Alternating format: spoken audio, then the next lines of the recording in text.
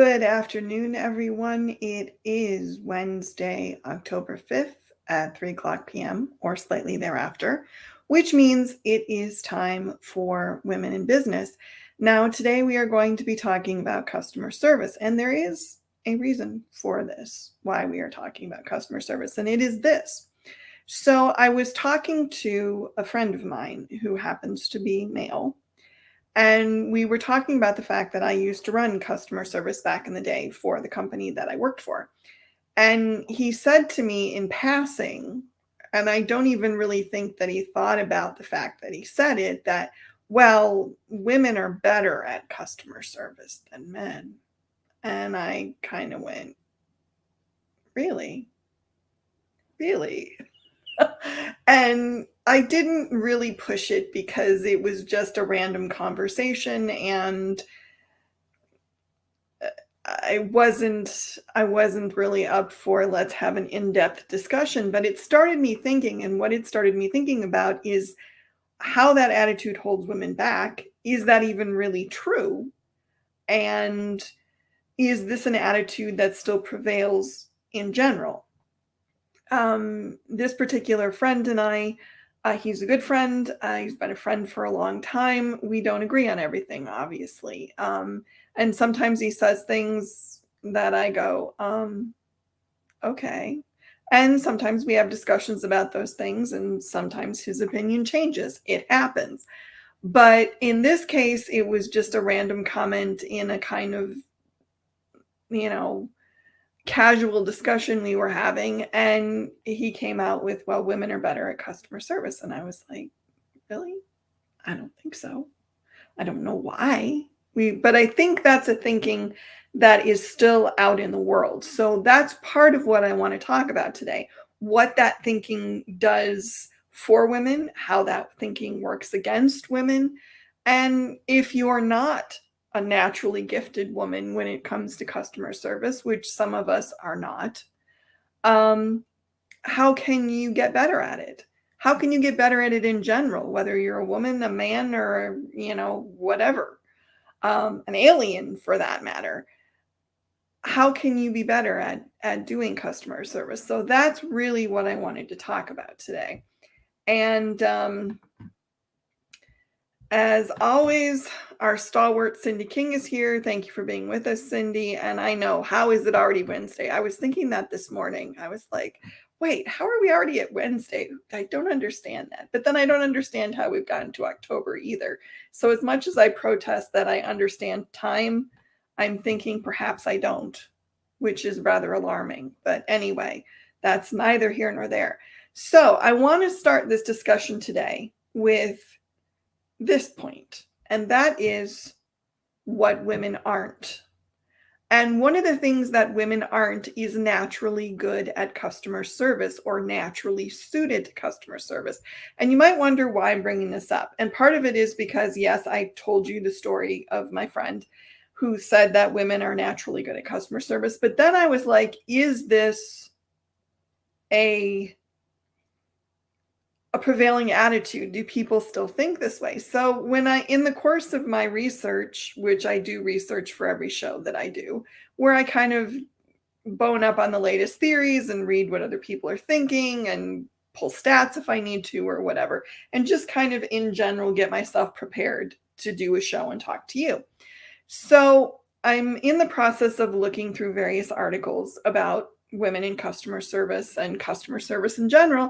And I come across this article that was written by this guy that if I was his wife, I would slap him into next year.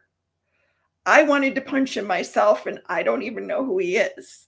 He was just, the whole article was just, well, women talk a lot, so, they're naturally good at customer service, and women like a lot of detail and tell long, boring stories, so they're naturally good at customer service, and women are, more caring, and guys don't care. And I was just like, oh my God, where did you teleport in from the 1950s, dude? Come on. And so that's where I decided to start, which is what women aren't. Women are not naturally more empathetic. Women are not naturally more caring. Women are not naturally better at soothing people who are angry. women are not naturally more suited to a service role as opposed to a sales role. And all these people who are putting these ideas out there and saying women are naturally more caring and women are, more empathetic and women are able to diffuse anger better and all this stuff. That's not a characteristic of being female. That may be a characteristic of certain personality types. You could argue that. But it's not a characteristic that comes with your ovaries. It doesn't happen that way. So, what this thinking does to women in terms of their careers is that a lot of women get shunted toward customer facing roles, customer service specifically, because it's assumed that women are better at that kind of thing. And they don't get pushed as much towards sales roles because it's assumed that they're not as good at selling. Selling is a masculine pursuit. You have to be hard hitting and you have to be really driven and you have to be, unwilling to take no for an answer. And that's a male perspective or a male prerogative, so to speak. And women are more nurturers and they're more soothing and they listen better. So therefore they're better at customer service. Now, this is all complete crap, basically. I mean, listening is not a feminine skill. Listening is a skill anyone can learn. So is empathy. I mean, yes, some people are naturally more empathetic than others or empathic than others. I think that's a personality trait, but it isn't connected to female hormones. It's just a personality trait. And I think we need to really look at this because women are missing out on opportunities that they should really have. I know some female salespeople who are just kicking ass and taking names. They're amazing. And they're as good as anybody in the business. And sometimes being female and in a sales role can work to your advantage, depending on your personality and where you're selling and to whom you're selling and all that kind of stuff. So I think the assumption that women are customer service oriented and men are more sales oriented is kind of crap, basically, and a little sad that we think that. And I also think that it impacts women's opportunities. I also found an interesting statistic, which I didn't love, but didn't surprise me either, sadly, which is that when it comes to upper management jobs in customer service, women don't get promoted to those. Women are on the front lines, but the person who's probably running the department is a man. And this whole thing just annoys the crap out of me. First, the assumption that women are better at customer service than men, which I think is complete crap. Second, the assumption that leads companies to shunt women to customer-facing positions in inside sales rather than customer-facing positions in outside sales. Because outside sales, whether or not you like it, and some people don't, but outside sales generally has more opportunities to make money. It generally has more autonomy.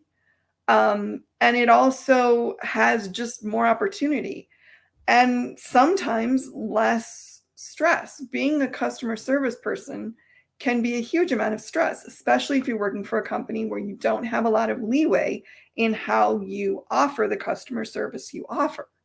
So I want to talk, that's where I wanted to start, which is women are not biologically, psychologically, emotionally, mentally, by intelligence in any way whatsoever, more predisposed to be good customer service people than men.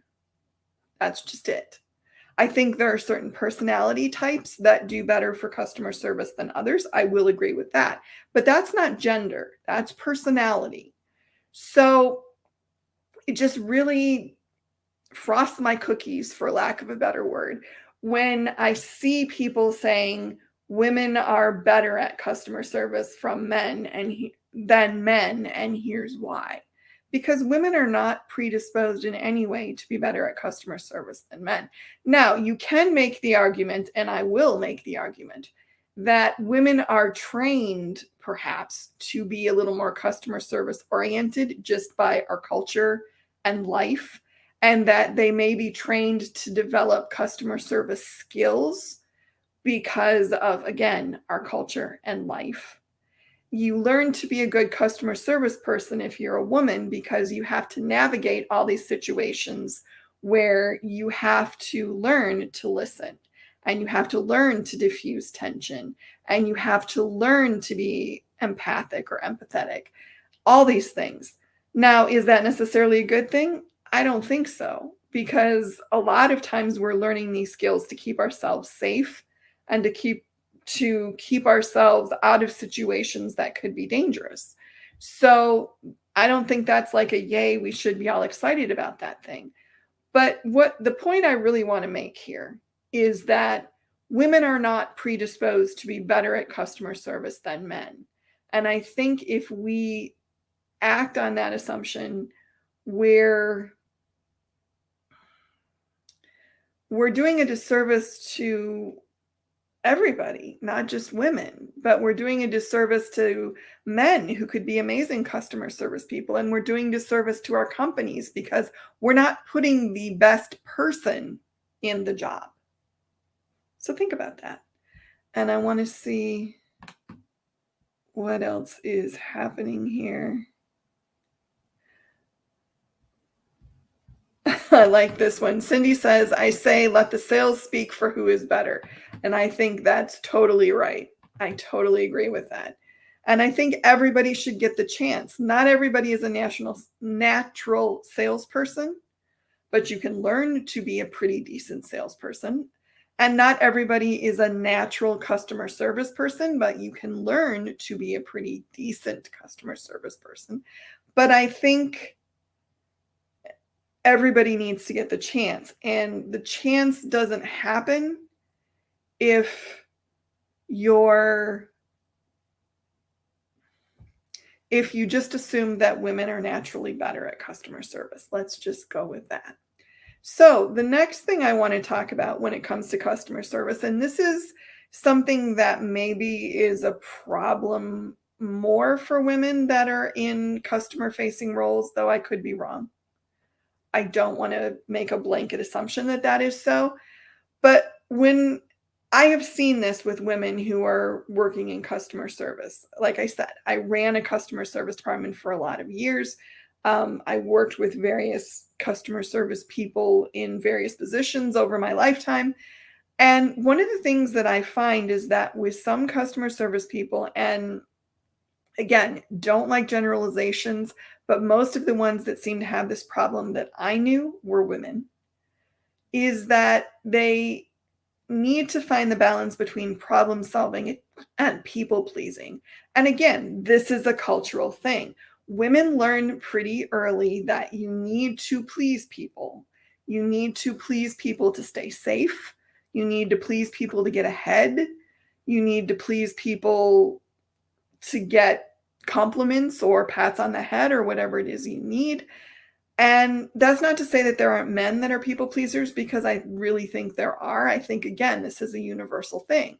But I see it with a lot of women customer service agents, which is instead of looking at it like, okay, this person has a problem and I need to figure out how to solve it in a way that's going to serve the company and hopefully serve the customer, they get caught up in, I have to make the customer happy at all costs. I have to make the customer happy no matter what happens. I have to. And they'll sometimes go to absurd lengths to do it. And I get wanting to make people happy. I think that's a good quality for a customer service person to have. The goal should always be a solution that resolves the problem and ends up with a customer who is happy. But sometimes it's not going to be that way. And I think when you get caught up in making it that way, when you get caught up in making the customer happy at all costs, when you worry that if the customer is unhappy, it's the end of the universe as we know it, then you're serving the wrong goal. When you're a customer service person, your first goal is to take care of the company. And that means you're presenting the company in a way that is palatable to your customers. When you have an unhappy customer, you're doing what you can to meet the goal of making that customer unhappy, but you're also working to meet the goals of the company. And the goals of the company are not, let's give away everything we have so this customer will not be unhappy with us.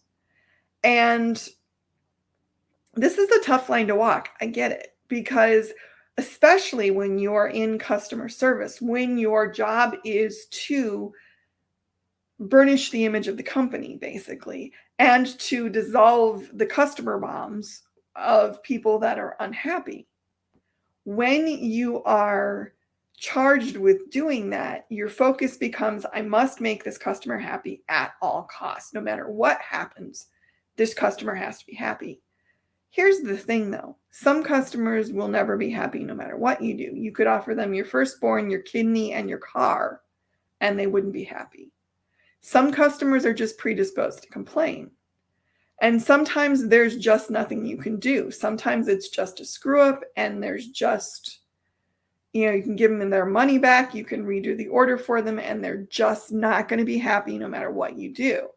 And what happens is you start spiraling where you're trying harder and harder to make these people happy, and it's not working. So you keep doubling down and doubling down. And pretty soon you've given away the store and the customer still isn't happy.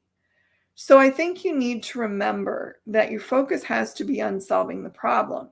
And you have to be okay with the fact that solving the problem can sometimes result in people not being happy. That you're never going to make everybody happy, that you can't please all of the people all of the time or even some of the time. And that sometimes the situation is just going to be, this is what I can do, you can take it or leave it. And if they walk away, then they walk away. And this is tough, I think, for women, maybe a little more so than men, because women are taught that we're supposed to please people. We're supposed to make people happy. That's the mark of being a good person if you're female, for some people.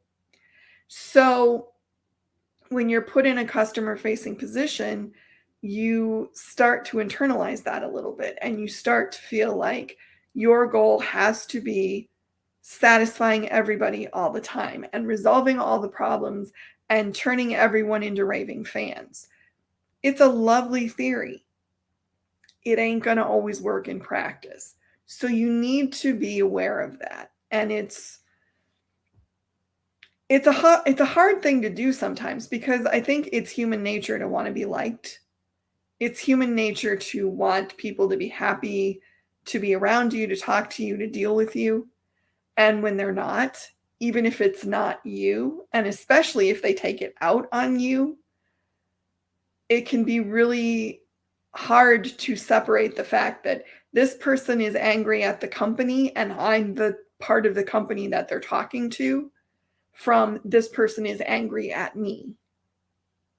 And it's a huge difference, honestly. If you can look at it as the company did something and I happen to be the person who's getting to hear about it from the customer, you deal with the situation a lot differently than you do if you take it as, this person is angry at me and I must do everything at all costs to make that anger go away. Two different things. I just held up 4 fingers. I don't know why. 2 different things. And the way you approach the problem, depending on what you think, will be different too. Now, tandem with this thing is, don't obsess. And what I mean by this is that sometimes you can get so caught up in why didn't they like something, or what happened that caused a negative attitude, or what could I have done differently, or what did I do that caused the problem, or whatever it is. And you get so obsessed with wanting to make things right, with wanting to understand, that you really just go overboard in proportion to what might have actually happened. And trust me, I've done this. When I was a new customer service manager, I wanted everything to be solved all the time. And if a customer said the least little negative thing, I would obsess for days about what happened and why it happened and how we could make sure it never happened again. And then I kind of stepped back and I realized two things. Number one, I cannot control everything that happens. Even if I'm a one-person company, I cannot control everything that happens. Mistakes will sometimes happen. Things will be done incorrectly. We'll mishear an order, or an order will arrive late, or whatever it is. And some of that is out of our control. And there's nothing you can do but apologize, make a refund if you need to do it, offer to redo the order if that's a germane thing to offer to do, and just let it be what it is and do what you can to make it right and let it go. But some people get, and I think again, it comes from people pleasing. It comes from wanting to be liked, where they get so obsessed with picking apart every bit of whatever's happening to figure out exactly how they can make everything perfect again, which is an illusion in the first place, because perfection does not exist. I hate to tell you. If you thought it did, I'm really sorry, but it doesn't. So you start mulling it over, and it's like a worry stone, and you're turning it over and over in your hands, and you're just obsessed with fixing this problem when sometimes it's not even that big a problem. Or sometimes all the customer wants is for you to just say, okay, I'll give you your money back, or okay, I'll redo the order. And sometimes it isn't even something you did. And sometimes you need to tell the customer that this isn't our fault, that I'm sorry you're unhappy, or I understand you're unhappy, but this wasn't us. And, it's not our job. This especially happens, I have to say. This thing especially happens. This situation especially happens with shipping errors, where you sent the package in plenty of time and the shipper didn't get it where it was supposed to go. Customer doesn't call the shipper. The customer calls you. And that's a tough spot to be in, because you want the customer to be happy, but at the same time, you did everything you were supposed to do. The shipper didn't get it to the right place. What do you do? And again, that's where the obsession comes in. I need to control everything. So if you're obsessed, then you start thinking, well, I need to get all my jobs done 2 weeks earlier than I could possibly need to, and then ship them a week earlier. So even if they're late, they'll still get there on time. I get the thinking. I do. But even if you do that, it's still out of your control. And I think, honestly, obsessing about customer service issues is a lot about control. It's like, if I can control everything, if I can control all aspects of this, then I can make sure that my customers are never unhappy, which is magical thinking, really, because you can't control every aspect of everything. And even if you do control every aspect of everything and every order goes out perfectly and arrives perfectly on time, there still could be a customer who's just having a bad day or gets a wild hair or whatever it is. And then, boom, they're upset. So deal with the problem, make whatever offer you can make to make the problem better, and let it go. Let it be done. Don't worry about why. Don't worry about what happened. Don't worry about what you did or didn't do. Just let it go. Trust me, you'll sleep a lot better that way. Next thing, and I also preach this with pricing, but I think it also is something that you should know for customer service, which is know what your rock bottom is. Know, and in this case, maybe rock bottom isn't necessarily the right word. It's maybe, what's the maximum you're willing to do to make a situation right? Are you willing to do a refund? Are you willing to redo the order? How many times are you willing to redo the order? If you do a refund, are you then done with that customer? Or, and it's really knowing what, I guess when I say know your rock bottom, what I'm really saying is know where your limits are. Know where you feel like, if I do this, I've gone too far. It's too much. I can't feel good about doing that. Or where if I do this thing, it's going to hurt my company, because that's a good thing to be thinking about too. But I think for some people, they buy into the whole idea that the customer is always right and the goal of customer service should always be a happy customer at the end. It's a nice theory, but in practice, sometimes making the customer happy is going to cost you too much. Sometimes doing what the customer says they want you to do in order for them to be happy is going to be amazingly unreasonable. And you have to draw the line. You have to be aware of where making things right is going to start hurting your company. And that's what I mean by knowing your rock bottom. You have to be aware of the point where it's just ridiculous to do these things. So I think that's something that everybody needs to sit down and figure out. What's the maximum I'm willing to do? What is my drop dead customer point where I'm just like, I don't want to deal with you anymore. This is not going to be resolved. Thank you for playing. Bye. And I think you need to also look at this rock bottom from different situations. If you make a mistake, what are you willing to do? If it's a shipping problem, what are you willing to do? If the customer didn't proof their order properly, what are you willing to do? And not in the sense of these are hard and fast, you cannot go beyond this guidelines, because I think customer service needs to be flexible. But I think guidelines in the sense of, okay, this is the parameters within which you can work. This is what I've decided I think is reasonable.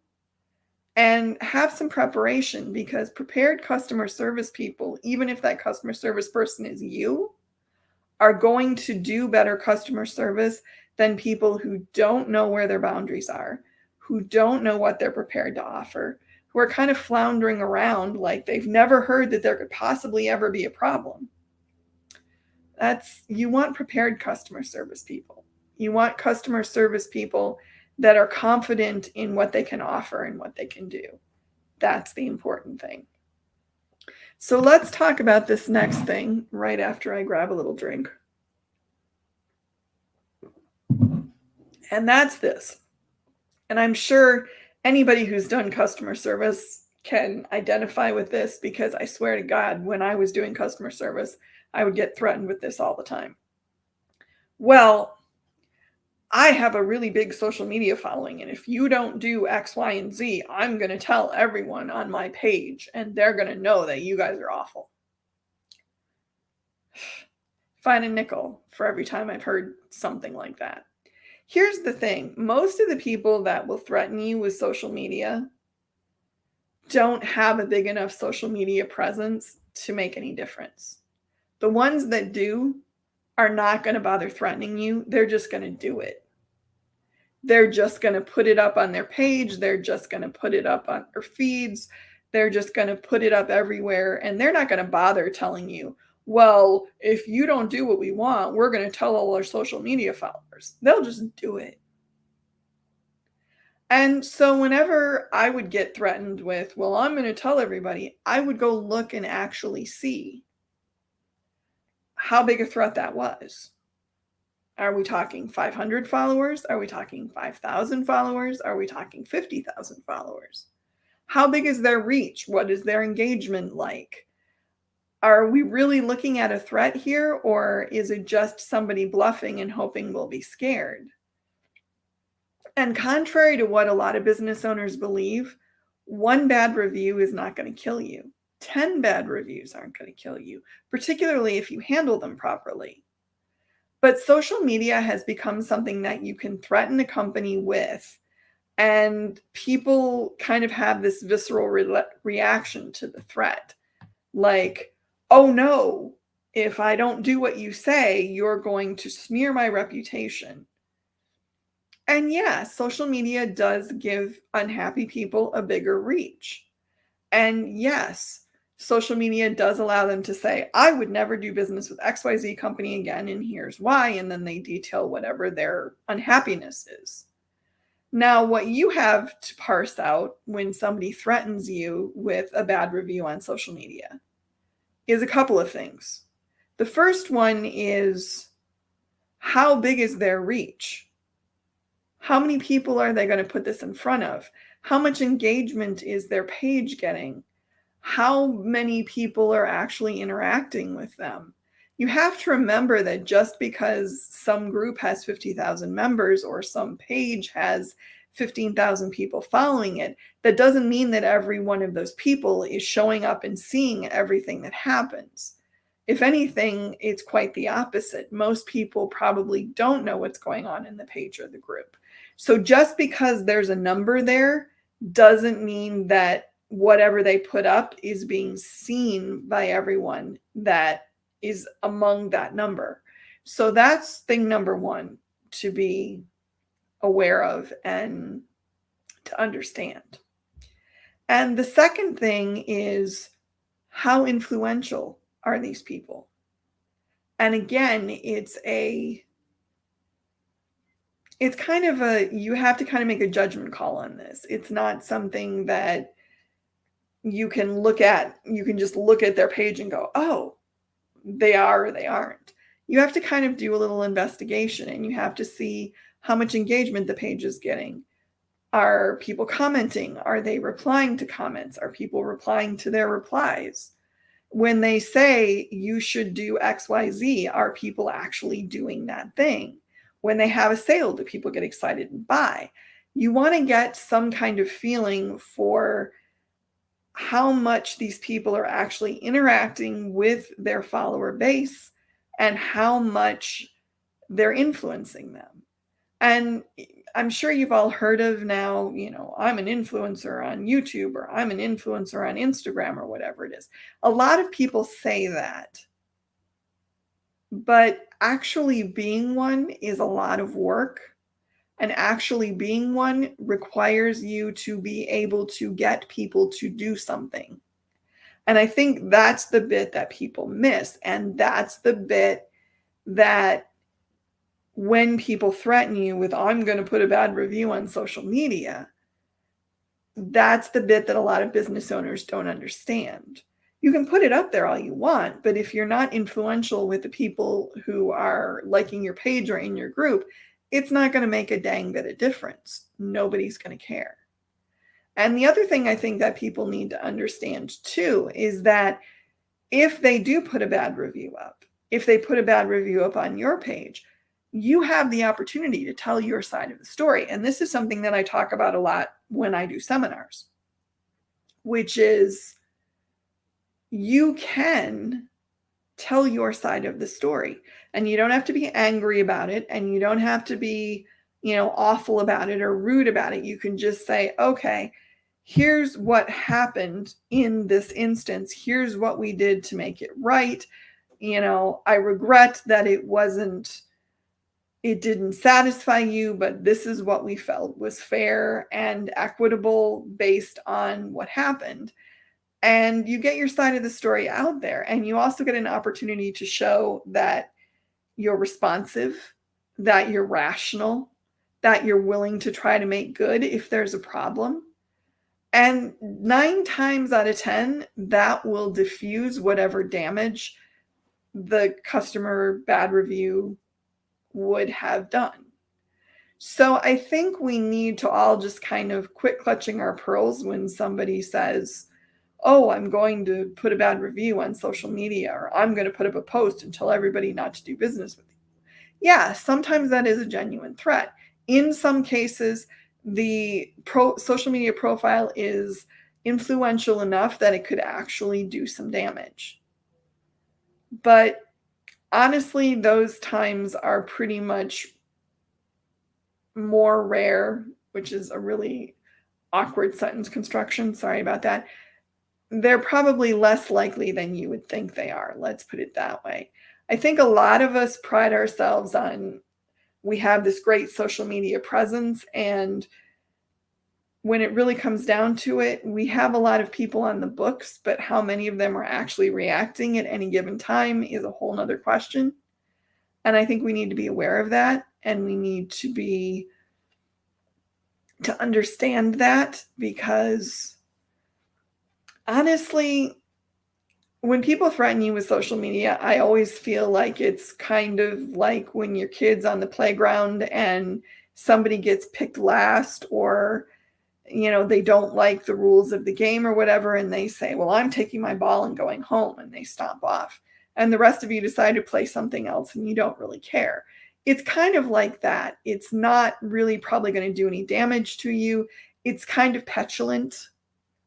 And honestly, my response to that by the end of the time that I was working in customer service was, well, you should do what you have to do. And then I'd wait and see. And 9 times out of 10, the fact that it didn't scare me meant that they didn't do anything. So there's something to keep in mind too.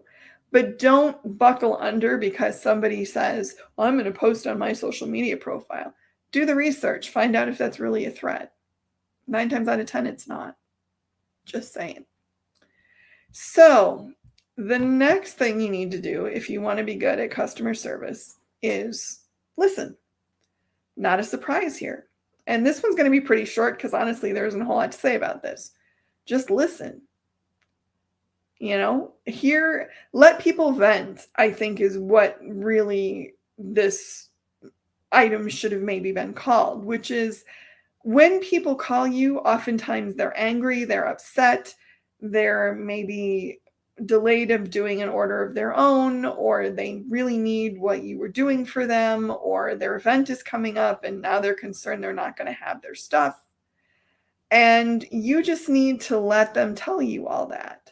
And you need to let them know that you understand all that. And that means listening. And what not a lot, but what some customer service people do that I think is a mistake is they instantly start justifying. Well, our press was down. Well, it's FedEx's fault. Well, we had 3 people out sick because of whatever. And those may all be valid excuses, but the customer doesn't want to hear that right now. The customer is more intent on getting their own angst and annoyance and whatever else they need to get out.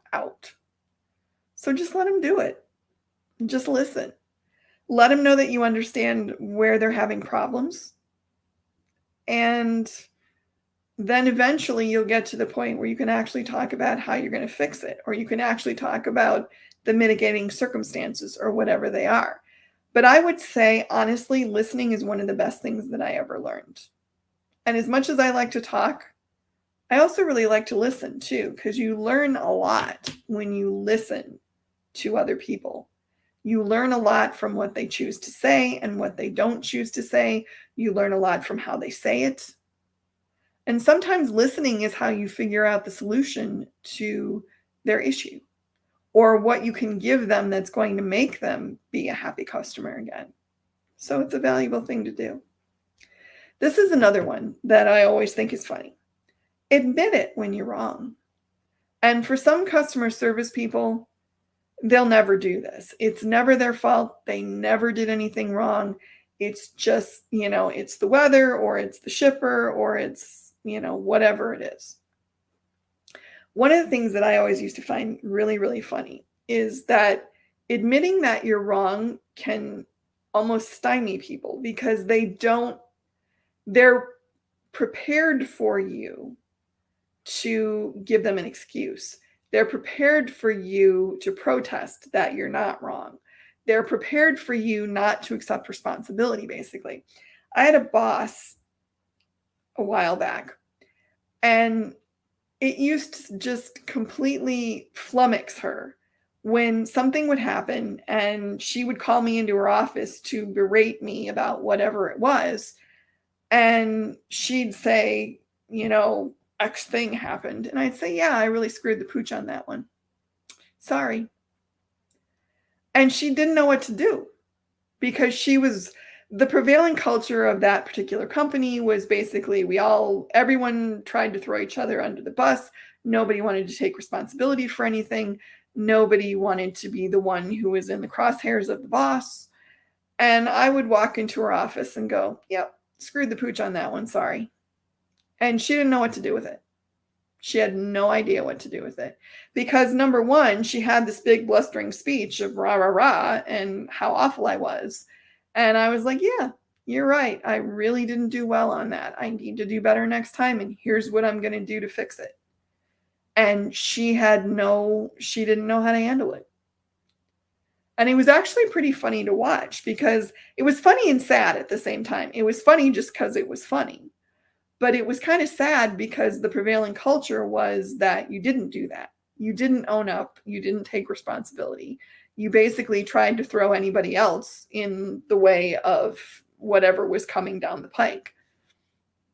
So admit when you're wrong. If a customer calls you and they're blazing hot about something, you can diffuse them almost immediately by saying, yeah, we didn't do what we should have done. And here's what we're going to do to make it better. Or here's what we're going to do to make it right. Or here's what we can offer. And it's not going to work with every customer, but 9 times out of 10, the customer will go, oh, okay. And immediately become a different person. Because people are predisposed to assume that people won't take responsibility. People are predisposed to assume that people won't admit when they're wrong. And when you do, it kind of is like somebody's running and they run into a brick wall and they're just suddenly stopped. And it's a really powerful tool. And honestly, it's a really powerful tool as a human being to just say, yeah, I didn't do that right. Yeah, I need to take responsibility that this didn't go well and it was my doing. And that's not, and I want to make this clear. It's not saying I'm sorry. It's not accepting responsibility when it's not your responsibility to accept. But if you did mess up, if your company messed up and you're the representative, take responsibility for that. Say, yeah, I didn't do that right. I wish I'd done it better. It's really funny how fast it diffuses people when you do that.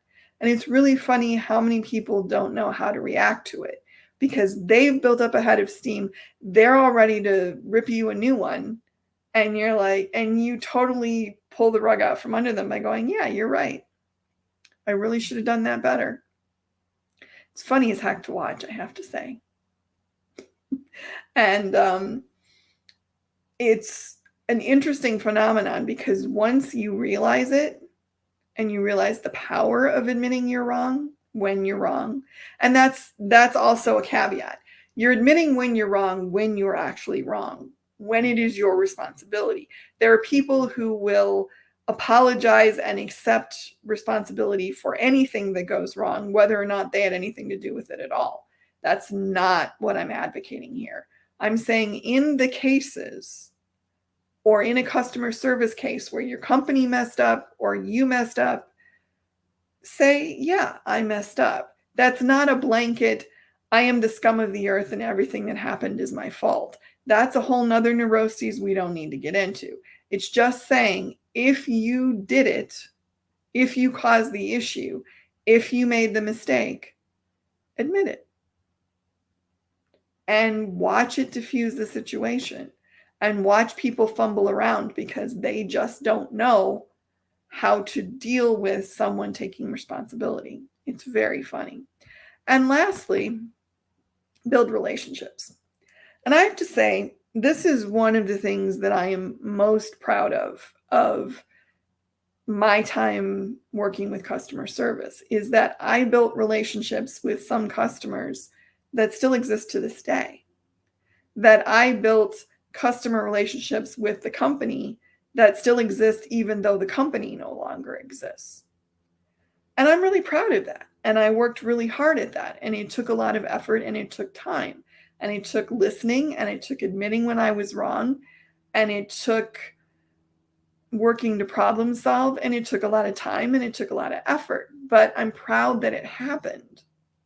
So I think the last thing I want to talk about is just build relationships. Don't be in it for just transactional things. Don't be in it for, I will make stuff and give you money. Be in it to get to know people. Be in it to form long-term relationships and have long-term customers. And I'm sure everybody's heard it, there's the whole theory, not a theory, it's a fact that it costs more to get a new customer than it does to keep an existing customer. So keep your existing customers, build relationships with them, make sure that they understand that you value them, make sure that they understand that you're here to help them, make sure that you build loyalty, that they're loyal to you and you're loyal to them. And it's a hugely valuable thing. It's a hugely important part of customer service. And I think more customer service programs need to spend more time on building relationships and less time on putting out fires. And sadly, some companies don't get that, but I think they need to. Like I said, I'm really proud that there are relationships that I built over the years with customers of the company that I worked for at the time, that those people are still friends of mine, that I still hear from them, that they still count on me to answer questions for them or help them out if possible. That makes me feel really good. And when I see somebody at a trade show or I talk to someone in a group or something and they say, you probably won't remember this, but I was a customer of the company back in the day and you helped me figure this problem out, or you helped me get started, or whatever it is. And that means a lot to me because obviously I had an impact. And I think in the end, that's really what customer service is about, is helping your customers be better, is helping your customers achieve what they want to achieve. And I think we look at customer service a lot as problem solving, as transactional. You come to me with X and I will give you Y and that will solve X. Which sounds like algebra, and I never liked algebra. But I really think we need to view it more as building relationships. And I think that's an important thing. So really, that's all that I had to talk to you about today. I know we're a little short of an hour, but that basically covered the basics. That was eloquent. Great. And I really think in the end, what we need to look at is the cultural assumption that women are better at customer service than men are, because I don't think that's true. And I think women need to challenge this too. And I think women need to push for sales jobs and for higher management jobs. And we need to resist being shunted to customer service positions because we'll be so good at it. Because I don't think that's always the case. And I think one of the things that we need to remember is it's up to us to push against cultural norms, I guess is what I want to say. And if you like customer service, if you're good at customer service, great, be a customer service person. But agitate for a management role, or, agitate for a expanded customer service role, or whatever it is, whatever that might be in your company. I think we all need to be aware that customer service doesn't have a gender. Anybody can be good at it. And we need to keep putting that message out there until the culture gets it. And that, my friends, is all for today. Thank you for joining me, and I will see you all next week. You all have a good day now.